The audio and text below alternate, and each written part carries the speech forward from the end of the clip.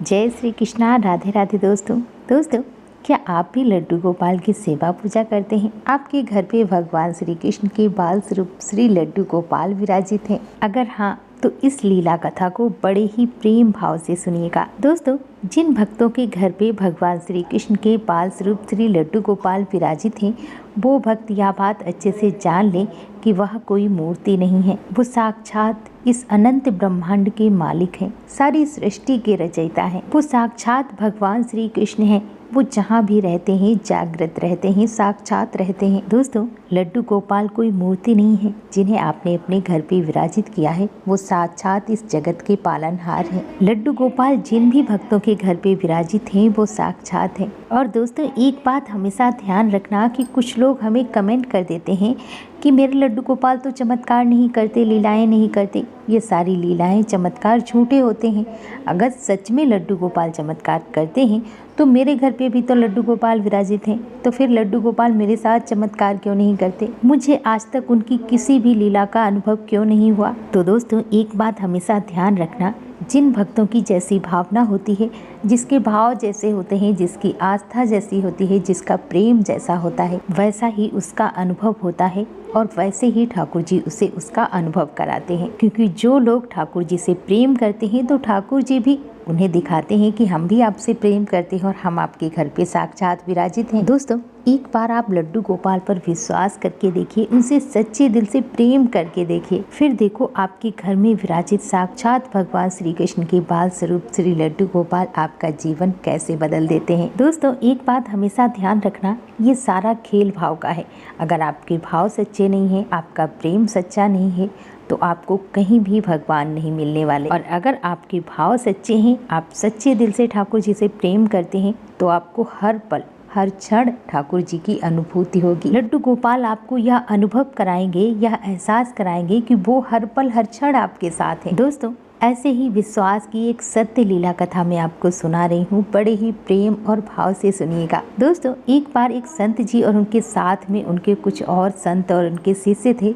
जो संतों की टोली थी वह हरिद्वार स्नान करने के लिए जा रही थी। और दोस्तों, वो संतों की टोली एक ट्रेन में जा रही थी। जिस बॉगी में वो संत जी बैठे थे, वो संतों की टोली बैठी थी, उसमें भजन कीर्तन चल रहे थे। उस बॉगी में और भी भक्त हरिद्वार जा रहे थे और सभी भजन कीर्तन कर रहे थे। और दोस्तों, उन्हीं संतों में एक संत जी थे जिनके पास बहुत ही प्यारे से भगवान श्री कृष्ण की बाल स्वरूप श्री लड्डू गोपाल जी थे। वो संत लड्डू गोपाल जी से बहुत प्रेम करते थे, उनकी सेवा किया करते थे और उनको हमेशा अपने साथ में रखते थे। अपने लाला को हमेशा अपने साथ रखते थे। उनके लड्डू गोपाल जी हमेशा उनके साथ रहते थे। जहाँ भी वो जाते अपने लड्डू गोपाल को अपने साथ लेकर जाते। जब भी वो संत भोजन पाते या कुछ भी खाते पीते तो उससे पहले वो अपने लाला को भोग लगा देते थे। जब उस बॉगी में सभी संत भजन कीर्तन करने लगे तो उन्होंने अपने लड्डू गोपाल को सामने बिठा लिया और संत जी बोले कि लाला, अब तुम यहाँ बैठकर भजन कीर्तन सुनो। सब भजन कर रहे हैं, सब राधे राधे गा रहे हैं, तुम राधे राधे का नाम सुनो। तुम्हें तो वैसे भी राधे राधे नाम सुनना बहुत अच्छा लगता है ना। और इसी भाव से उन संत जी ने लड्डू गोपाल को वहीं थोड़ा ऊंची सीट पर बिठा दिया। लड्डू गोपाल को ऊंचे स्थान पर बिठाने के बाद सभी भजन कीर्तन करने लगे। सभी भजन में लीन हो गए, मग्न हो गए ठाकुर जी के भजन में। भजन कीर्तन करते करते कब ये लोग हरिद्वार पहुंच गए, हरिद्वार स्टेशन आ गया, इनको पता ही नहीं चला। और हरिद्वार स्टेशन पर पहुंचते ही सब संतों की टोली भजन कीर्तन करते करते स्टेशन पर उतर गए। और ये सभी संत राधे नाम में इतने मग्न हो गए थे, इतने लीन हो गए थे कि ये संत भी लड्डू गोपाल को ट्रेन में ही छोड़कर ट्रेन से उतर गए। और इनके लड्डू गोपाल जी बैठे रह गए ट्रेन में, क्योंकि इनके साथ में जो साधु संत थे उनको भी ध्यान नहीं कि लड्डू गोपाल जी कहाँ हैं, और इनको भी ध्यान नहीं रहा क्योंकि भजन में सभी इतने लीन हो गए थे, सब इतने मग्न हो गए थे कि वह लड्डू गोपाल को वहीं भूल गए और वहां से जाने लगे। और यह संतों की टोली भजन कीर्तन करते करते स्टेशन से बहुत दूर निकल गई, क्योंकि पूरे रास्ते बड़े ही आनंद से भजन कीर्तन करते हुए आ रहे थे। इनको याद ही नहीं रहा कि मेरे लड्डू गोपाल जी ट्रेन में ही रह गए हैं। आगे चलकर ये संतों की टोली एक स्थान पर रुकी, वहां पर स्नान किया और स्नान करने के बाद जब लड्डू गोपाल को भोग लगाने का समय आया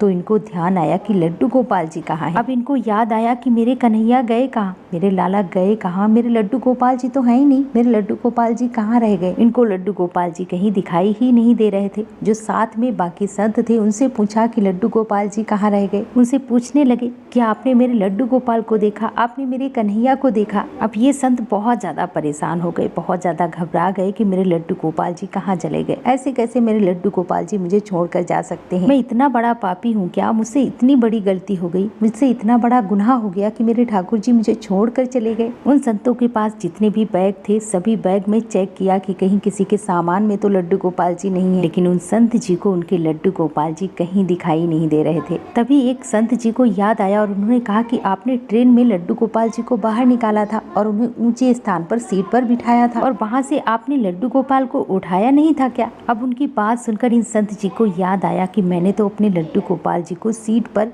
ऊंचे स्थान पर बिठाया था, मेरे लाला मेरे ठाकुर जी तो वहीं रह गए हैं। अब सभी संत वहां से भागे, सभी संत वापस उसी स्टेशन की तरफ आने लगे। जल्दी जल्दी स्टेशन पहुंचे। स्टेशन पहुंचने के बाद स्टेशन मास्टर के पास पहुंचे और उनसे जाकर बोला कि हमारे लड्डू गोपाल जी, हमारे ठाकुर जी ट्रेन में रह गए हैं, हमसे गलती हो गई है, हम भूल गए थे अपने लड्डू गोपाल जी को वहाँ पर बिठाकर, अब मेरे लड्डू गोपाल जी कैसे वापस आएंगे। तो उन मास्टर जी ने पूछा कि कौन सी ट्रेन से आप आए थे। तो इन्होंने बताया कि इस ट्रेन से हम लोग यहाँ आए थे। इनकी बात सुनकर उन्होंने बोला कि वो ट्रेन तो अभी तक चली ही नहीं, उसी प्लेटफॉर्म पर खड़ी हुई है, देख भी चुका है, ट्रेन में कोई खराबी भी नहीं है, लेकिन बोगी में ट्रेन नहीं चल रही है। आपको याद है तो आप जाकर चेक कीजिए, आप जाकर देखिए। अब ये संत जी जल्दी जल्दी इस ट्रेन के पास पहुँचे और उसी डब्बे में गए, उसी बोगी में गए जिसमें ये बैठकर आए थे।